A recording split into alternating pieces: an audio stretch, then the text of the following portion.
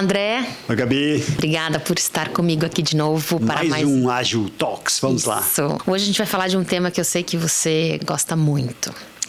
Além de executivo, empreendedor, marido, pai de 2 filhos, nadador, você ainda é autor de 2 livros. O primeiro, Muito Trabalho e Pouco Estresse, e o segundo, o executivo, O Herói e a Coragem, onde o tema central de ambos é o autoconhecimento. É um tema que todos nós gostamos muito e tem sempre algo novo para saber, para aprender, para conhecer. E eu sei que você tem muito a contribuir com a gente com relação a esse tema. Me conta um pouco sobre como que a tua jornada de autoconhecimento começou. Qual foi o estalo, qual foi o estímulo, de onde veio esse teu interesse já muito, entre aspas, precoce, né, com relação ao autoconhecimento? Não era ainda algo que estava sendo amplamente divulgado, estudado e tal, e você já se interessava e lia muito, estudava muito sobre. Como que isso começou? Tem 2 coisas que são muito importantes na minha história. A primeira é, desde os 5 anos de idade, eu tinha bronquite asmática e um pediatra recomendou à minha mãe que me colocasse na natação. Então, dos 5 aos 20, eu diariamente contava azulejos nadando. E aí, o processo de contar azulejos é um processo solitário, onde você está nadando, você está se desafiando, mas em vários momentos você está pensando sobre a vida. E num ambiente, né, imerso, né, diferente, então acho que tem um pouco esse olhar, sabe? Um pouco mais reflexivo. E o segundo, daí eu já pulo, eu tinha acho que deve ter sido 2003 isso, há 20 anos atrás. Então eu tinha uns 35 anos, já tinha meu primeiro filho, Lucas, que hoje está com 21. E eu tinha acabado de mudar de trabalho, estava trabalhando bastante.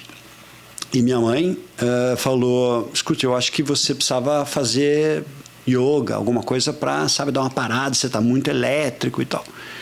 E eu acabei indo fazer aulas de yoga, que eu pratiquei ininterruptamente por quase 15 anos. Parei ali um pouquinho antes da pandemia e retornei agora, de novo. E aí eu tinha acabado de começar a fazer aquelas aulas e o meu professor de yoga um dia falou assim, posso falar com você um pouquinho depois da aula? E aí eu falei, claro. E aí ele fechou a porta, saiu todo mundo e ele falou assim, olha, eu queria só te dizer o seguinte, o teu perfil de corpo, de perfil até hemodinâmico, sabe? De funcionamento corporal, ele é um perfil de alta manutenção.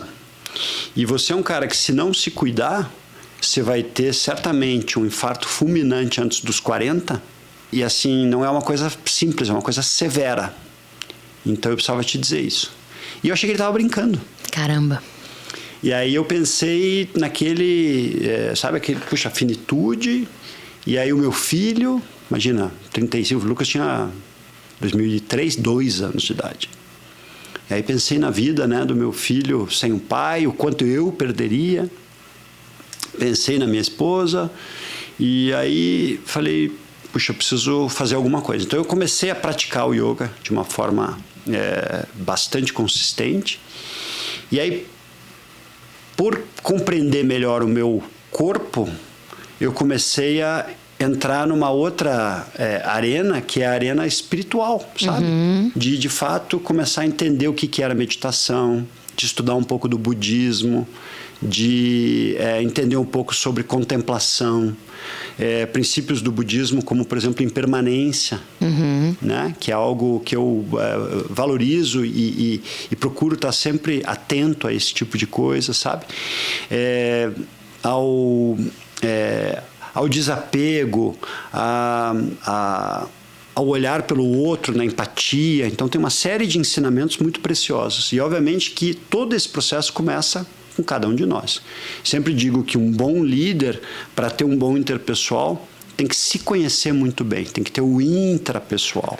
Só que esse é uma jornada e precisa de profundidade, precisa de diligência, precisa de maturidade, de abertura. Então, eu acho que é um pouco por aí, sabe? Que a minha história começou e que eu venho trilhando uma jornada que eu aprecio muito, gostaria de ter até mais tempo para isso, e acho que por conta disso que eu acabei tendo essa inspiração de escrever os livros, né? O primeiro livro, Muito Trabalho, Pouco Estresse, conta a história do Joe Labor. Eu gosto de escrever no formato de histórias, então o Joe Labor, o João Trabalho, é um personagem que eu inventei e que é um workaholic, um viciado em trabalho que não tem espaço, não tem tempo para as outras dimensões da vida, por exemplo, família, tempo para ele mesmo, hábitos construtivos como esporte, hobbies, leitura que não seja de temas de trabalho, por aí vai. E foi um livro que fez muito sucesso, foi finalista do Prêmio Jabuti, eu jamais esperava que isso iria acontecer. Tem até uma história bacana, porque quando eu estava para lançar o livro, lá em 2013, eu convidei o Lucas, que na época tinha 10 anos de idade, um pouquinho, tinha acho que 11 anos de idade, para ilustrar o Joe Labor. E aí as ilustrações do Lucas foram para o livro, inclusive na capa. E depois o Bradesco entrou em contato comigo para licenciar o Joe Labor, para ele ser um personagem símbolo de uma CIPAT digital que o banco rodou pela primeira vez na América Latina para falar sobre a importância da integração de trabalho e vida pessoal. Então, o Joe Labor criou vida, literalmente. E várias outras empresas depois licenciaram. E uns, talvez 5, 6 anos depois, eu escrevi um segundo livro, até bastante estimulado pela minha filha, Clara. A Clara é 4 anos mais nova que o Lucas. E ela dizia: pai, quando é que você vai escrever um novo livro que eu vou ilustrar? Porque o Lucas ilustrou o primeiro. Claro. Tá certo, né? E aí eu escrevi um livro chamado O Executivo, o Herói e a Coragem, onde a protagonista, a personagem principal, é uma mulher. Porque eu recebi feedback de algumas leitoras que tinham lido o primeiro, dizendo assim: olha, esse livro não tem a diversidade, porque o Joe Labor, a mulher dele é mencionada, mas ela não tem nem nome na história. E o feedback a gente ouve e acata. E eu falei: puxa, é verdade. Então eu vou me propor a escrever um novo livro, também dentro da jornada do autoconhecimento, mas a personagem é uma mulher. E aí lancei esse livro em 2017. Então acho que assim, é um pouco por meio de histórias, trazer um pouco de reflexão para as pessoas, sem cair na autoajuda barata, mas sim na autorreflexão, onde as pessoas possam refletir sobre suas escolhas, sobre seus momentos de vida e se conhecer melhor. E são tantas gavetas internas que toda vez que eu pego trechos do livro para reler, eu penso em coisas diferentes das que eu tinha pensado quando eu li lá atrás. E realmente é um processo contínuo e longo e permanente. É uma jornada, não tem essa, sabe? A linha de chegada, já sei tudo. Imagine. Acho que é o mesmo princípio da terapia mesmo, né? Sim. Do processo de autoconhecimento, de você entender funcionamento, seus gatilhos. Você já fez terapia alguma vez? Já fiz terapia. Fiz agora depois da pandemia e acho que são iniciativas de autocuidado que a gente tem que ter, sabe? De momentos para essa reflexão. Eu procuro, dentro dos meus hábitos, né? Então eu sigo nadando 3 vezes por semana, mas eu sempre que consigo no final do dia, e aí a minha família já está acostumada com isso, eu chego em casa do trabalho, ou então se eu estou trabalhando em home office, eu desligo tudo, dou um beijo em todo mundo e digo: vou ficar lá minha meia horinha. E aí eu me fecho num cômodo da casa, acendo um incenso e vou meditar. Então é um momento para aquela, sabe, é quase que uma faxina interna de tirar todos os temas do dia a dia e de me conhecer um pouco melhor, de contemplar, de respirar, que é um momento de reconexão super importante. E é incrível, porque eu sinto em mim mesmo, no final do dia, depois de meditar, ou no dia seguinte, a diferença enorme que isso faz, se eu meditei ou se eu não meditei. Seja em bem-estar, seja em ideias, né? Sabe, na mente, no coração, no centramento, enfim. E aí você tem vários estudos, né, em relação a mindfulness. Eu acho que não estou nem falando de crença, sabe? Do viés budista e tal. Estou falando de silêncio interno e pausa para uma reflexão, para uma contemplação, para uma respiração. Até isso, né, se tornou, digamos, um luxo hoje em dia, né? É um momento de prazer e de presente mesmo, né? O presente da presença para si mesmo, enfim. É um privilégio, na verdade. É um privilégio, exatamente. Super interessante. Eu ia te perguntar sobre seus hábitos, acho que você já falou todos aqui. E aí agora trazendo então o autoconhecimento para o ambiente profissional, né? Como você enxerga a influência de uma pessoa que tenha esse conhecimento intrapessoal evoluído e quais são os riscos ou quais são os problemas que o oposto pode trazer? É uma jornada e eu acho que autoconhecimento pressupõe maturidade para você reconhecer fortalezas que você tem e vulnerabilidades, gaps, pontos de atenção que também são oportunidades de desenvolvimento, né? Sem dúvida. No ambiente que a gente vive, no cenário atual de mercado, nas expectativas das empresas, onde todo mundo tem muito trabalho, é difícil ter o limite adequado entre trabalho e vida pessoal, onde a gente tem demandas, tem picos e vales de calor e de entregas, o processo de você entender como você funciona, seus gatilhos, ele é crucial. Porque o olhar só para o externo, ele não se sustenta se você não entender os teus funcionamentos. Senão, o que acontece? Você começa a, de repente, se sentir um pouco destacado ou distante das pessoas. Você pode começar a se sentir triste, você pode começar a descontar em bebida, em comida. Você pode ter dificuldades sociais, você pode começar a desenvolver um quadro de depressão, pode partir para remédio, pode usar o álcool de forma excessiva. Então, esse autocuidado, ele é reflexo de autoconhecimento em relação a você poder se autoavaliar e poder contar com ajuda externa, né? Sem dúvida. O processo ele não é somente individual, interno, né?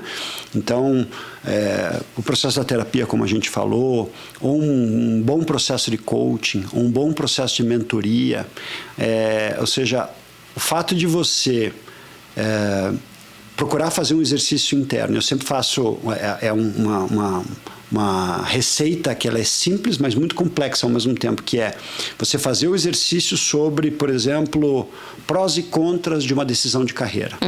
Você parar, refletir e escrever. Coluna prós, coluna contras. Termina, deixa de lado. E aí passa 2 dias, volta e relê aquilo, para ver se aquilo de fato, e aí vão vir novos pontos. Aí pronto, você tem alguma coisa mais consistente. E daí você contar para alguém e mostrar aquilo, e você articular, você verbalizar aquilo que você mesmo escreveu. São diferentes instâncias, porque você sai do intangível, você se conhece, você registra e você articula para alguém aquilo. Como se você estivesse trazendo para a realidade, para o momento presente. E a resposta não é a do outro, mas você, ao se ouvir, você vai se perceber de um jeito diferente. Então, isso também é autoconhecimento. E a verdade é que a gente não tem muito esse hábito e a gente está sempre com 1 milhão de coisas. Então, o momento de parar, o momento de ancorar, o momento de refletir e articular com uma pessoa pode ser muito importante. Eu estava comentando aqui antes de começar que a dedicação ao autoconhecimento, ela pode ser o ponto de partida para um planejamento de vida, né? Para uma estratégia de vida, não só de carreira, mas de vida, né?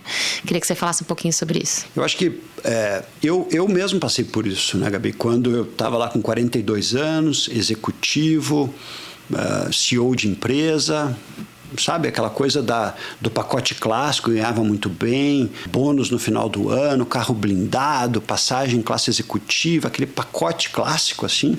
E eu olhava e falava, puxa, eu preciso de mais, e o mais não é o externo. E eu acho que muito do meu propósito era isso de impactar a vida de pessoas e organizações. Eu precisava me conectar com pessoas, com histórias. Então, tudo que a gente construiu e vem construindo, ele sai daquele, eu brinco, né, o sonrisal da mudança, onde tem alguma coisa que está pegando e que eu preciso fazer alguma coisa a respeito, né? Acho que esse é um ponto relevante. E se eu faço um exercício consistente de autoconhecimento, eu começo a entender o que me motiva. Então, puxa, remuneração. Isso é um efeito passageiro. Você recebe um aumento, você fica feliz 3 meses, sei lá, você vai trocar de carro, vai comprar alguma coisa, faz uma viagem e depois o que fica? O desafio, o trabalho, o time, o entorno que você vive no seu trabalho, né? Eu quero mudar de trabalho, eu quero mudar de empresa, eu quero mudar de vida, eu quero sair do Brasil. O que de fato é sonho distante ou o que é sonho próximo no sentido de uma necessidade, quase que um chamado mesmo, Sim. sabe? E aí a gente tem que ser muito cuidadoso, que eu sempre digo o seguinte, olha, vamos pensar naquilo que cada um de nós quer construir e a sustentabilidade disso, no sentido de algo de ciclo mais longo e 2, que nos dê o retorno financeiro para que a gente pague as contas, porque senão a pessoa infeliz que muda e vai para fazer algo feliz e que cai o padrão financeiro e não tem dinheiro para pagar os seus boletos, as suas contas, prover para sua família, se for esse o seu entorno, ela vai imediatamente começar a ter saudade da vida que ela tinha antes, porque a gente esquece. Desequilibrou um outro ponto. Teoria das necessidades, né? Então, esse processo ele tem muito a ver com o momento de vida que a gente está e o norte, para onde a gente quer ir. Será que o que eu estou vivendo como ciclo profissional e essa mudança vai me levar na direção que eu quero? Eu sou um gerente, eu quero chegar a CEO, faz sentido? Quais são as escolhas que eu estou fazendo? O livre-arbítrio mesmo, claro que com responsabilidade, né? E aí motivadores do tipo, eu quero aprender mais, eu quero crescer, eu quero status, eu quero mais autonomia, eu quero ter reconhecimento, eu quero trabalhar com pessoas incríveis que me inspirem, eu quero construir um legado com uma causa, né, que eu queira participar. Então, cada um de nós tem os seus motivadores. E eu acho que a gente precisa de tempos em tempos revisitar isso para ver se, passados, sei lá, 2, 3 anos, os motivadores seguem os mesmos, né? Porque a gente vive num mundo de muitas mudanças, então esse varal de pontos de contato ele é muito relevante. E é incrível o quão pouco os profissionais fazem isso. Sim. Tem muito a ver com o tema do autoconhecimento, quando a gente pensa o que a pessoa já viveu e o que ela quer construir. Mas para eu saber para onde eu quero ir, eu preciso me conhecer. Sim. E acho que isso está conectado com um baixo estímulo de várias áreas, estímulo advindo de várias áreas, com relação à autenticidade, né? Normalmente a gente é estimulado a ser muito parecido, né, com os demais, seguir um padrão, um modelo, um conceito de sucesso pré-estabelecido e tudo mais, e pouco estimulado a se conhecer para entender quais são os seus desejos, né, qual é o seu modelo de sucesso, o seu modelo de vida. Se a gente volta assim para currículo escolar e pensa na importância de habilidades socioemocionais, né? Então a gente fica lá estudando português, matemática, inglês, ciências, geografia, história. Eu não discuto a importância disso. Mas eu discuto por que eu preciso estudar sobre logaritmo neperiano. Álgebra, sabe? Assim, é muito coisas mais... que hoje é inteligência artificial, então não vai ou então totalmente... quem foi Arquimedes e tal, quer dizer, as pessoas têm interesses diferentes, né? Sim. Agora, o socioemocional, que é eu me conhecer e lidar com o outro, isso é crucial. E isso nenhuma inteligência artificial vai substituir. O tema da sensibilidade, a criatividade. Mas veja que a produção disso tudo depende muito de como eu estou comigo mesmo. Sim. Posso estar muito bem e posso estar muito mal, porque a crise ela é também uma fagulha, né? Uma faísca de mudança, de produção criativa, de ruptura, né? Então o caos também tem um pouco desse lado de possibilidade de colocar mudança. Atenção, né? Chamar atenção para algo que está surgindo, talvez, né? Ou que precisa emergir e está ali. Então, eu acho que esse tipo de conversa, ele se conecta muito com o que a gente faz aqui na Ágil e na Propósito, a partir de uma compreensão um pouco mais holística, mais sistêmica sobre as pessoas, para que a entrevista ela não fique só no escopo técnico, mas sim no comportamental e nos motivadores do profissional, para que a gente possa ter mais assertividade, para que a gente traga as pessoas certas, para que os tempos e movimentos da carreira das pessoas e das empresas estejam mais em sintonia, né? Então, acho que esse é um tema riquíssimo e que a gente devota pouco tempo. Lembrei até de um outro tema que eu acho que está ligado a isso, que é o tema da saúde mental. Sim. Se a gente pega, por exemplo, o que aconteceu durante a pandemia e depois não dá para dizer que a pandemia terminou, porque a gente ainda tem casos, mas assim, o arrefecimento, diminuição. As pessoas estavam trancafiadas em casa, isoladas, então nós somos seres sociais, né? Sim, por natureza, por DNA mesmo. E a gente se viu num momento de muito medo, de muita incerteza. Então, obviamente, isso tem consequências, né? Quando a gente traz isso para o que a gente vem vivendo depois da pandemia, a gente passou a trabalhar cada vez mais, porque estava em casa, então é mais difícil de estabelecer os limites, né, entre trabalho e vida pessoal. E se de um lado você é mais produtivo e consegue talvez ter um pouco mais de autonomia, às vezes você se perde, vai trabalhar até mais tarde, vai invadir horários que não deveria. E aí as pessoas começam a ter efeitos de impacto no seu engajamento, de queda de produtividade, de estresse, de eventuais quadros de depressão ou de desconto em comida, bebida, como a gente já falou. Então, são o uso de remédios e por aí vai. Então, esse tema do autoconhecimento, ele é transversal a um problema sistêmico da sociedade quando a gente pensa no advento do trabalho remoto como uma modalidade efetivamente aceita, ou mesmo do híbrido. Sim. Porque se antes a gente falava na era industrial em absenteísmo nas empresas, hoje é o presenteísmo que mais impacta, que é o seguinte: as pessoas podem estar ali na frente da tela, mas ou já estão ou já não estão mais, se demitiram emocionalmente, ou então não estão conseguindo entregar o seu talento, porque não estão em condições, ou estão improdutivas. Então, fora quadros mais severos, indo, por exemplo, até burnout, riscos, né? Quando a gente pensa em gestão de riscos, de pessoas que têm funções-chave e que podem expor empresas em diferentes situações, eu acho que existe uma conexão muito forte entre esse tema da saúde mental, que é um tema que eu acompanho desde a época que eu escrevi o Joe Labor, né? Com o tema do autoconhecimento. E a verdade é que a gente está evoluindo como sociedade para uma direção que a gente não sabe exatamente qual é, mas ela certamente vai ser cada vez mais VUCA, né? Volatilidade, incerteza, complexidade, ambiguidade. Então, se a gente pensa, ou BANI, né? Em qualquer uma das siglas, mas se a gente pensa que toda essa mudança está acontecendo, o que a gente individualmente pode fazer? Se autoconhecer, para ver como a gente está lidando com esse entorno todo e que aspectos de impacto na nossa saúde mental isso pode ter.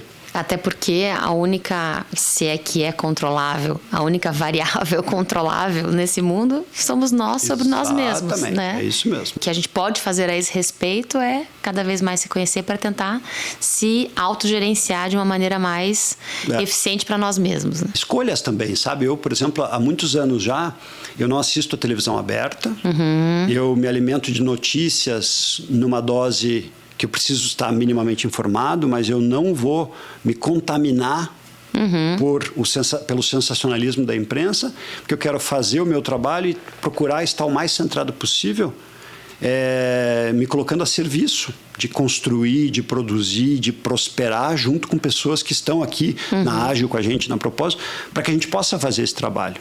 Que não é fácil, mas ele é necessário, que as pessoas e as empresas precisam desse tipo de, acho que atitude, de postura, de preocupação. E acho que o teu propósito se revela muito nisso, né? Porque a coerência entre o que você traz com relação à tua história, tuas escolhas, e o que você está realizando através do trabalho, através das tuas empresas, tem muito a ver com a concretização desse André que está aí dentro, que você cada vez mais... Eu acho que de novo, eu sou um capricorniano, disciplinado, contador de azulejo. Não dá para dizer que é fácil, porque obviamente às vezes você escorrega, você também tem, eu tenho, né, meus momentos de picos e vales e tal, Mas uma coisa que eu tenho sempre atenta é a escuta. Qualquer pessoa do time me disser alguma coisa, eu não vou questionar, eu vou trazer para ver, bom, o que eu posso aprender disso e me transformar. Sim. E acho que essa postura a gente deve trazer para os projetos que a gente conduz pela Ágil, para o cuidado que a gente tem que ter com as histórias das pessoas, seja num projeto de conselheiro, num projeto de CEO, num projeto de gerente, coordenador, um analista, enfim, projetos da Ágil, projetos da Pro. Então, o cuidado que a gente tem com essas soluções. Sim. E a dedicação. E essa dedicação, ela também está muito presente em a gente se dedicar a si. Então, puxa, eu quero ter a minha natação 3 vezes por semana. Eu quero fazer o meu yoga. Eu quero meditar. Gostaria de fazer mais, mas, puxa, eu não vou deixar isso de lado porque isso é importante para mim. Até 2019 eu participava de campeonatos, né? Viajei, participei de alguns campeonatos mundiais de natação. E daí percebi, puxa, foi demais. Eu preciso encontrar alguma coisa que me dê a saúde, mas que não tome tempo ou energia em demasiado, para eu poder fazer outras coisas, como, por exemplo, pensar em escrever um próximo livro. Né? Minha filha esses dias falou, pai, e o próximo livro? Né? Eu apoio. E estudar, e ler. Eu leio muito, né, sobre esses temas. Verdade, a gente não falou sobre isso, né? Além de tudo aquilo que a gente já falou, você é um leitor voraz. Eu estou lendo um livro agora sobre chamados, né? Que tem muitas coisas muito legais, né? Pensando em a gente... Porque você veja, se você está tão ocupado e se você não se conhece, você não está com a antena sintonizada para as oportunidades que a vida pode te apresentar. Total. Então, total fato. Você não vai enxergar. Não vai enxergar. Né? Pode alguém estar aqui acenando na tua frente. Não vai enxergar. Né? Tem muito a ver com, né, a frase que tua filha escreveu para você. Exatamente. Então, só que eu acho que assim... Não é que eu seja guru de qualquer coisa. Sim. Eu acho que eu sou diligente, eu acredito que eu tenho que me dedicar e talvez a frasezinha que eu queira deixar é isso aí, assim, esse cara nunca deixou de tentar. Porque eu acho que é aí que a gente consegue encontrar formas de gerar impacto, sabe? Com certeza. E você não só tenta, como concretiza, faz muito bem. Tô e tentando. com muito sucesso. E a gente só tem a agradecer. Imagina. A gente começou esse ciclo de conversas falando sobre sincronicidade, que tinha a ver com a origem da propósito.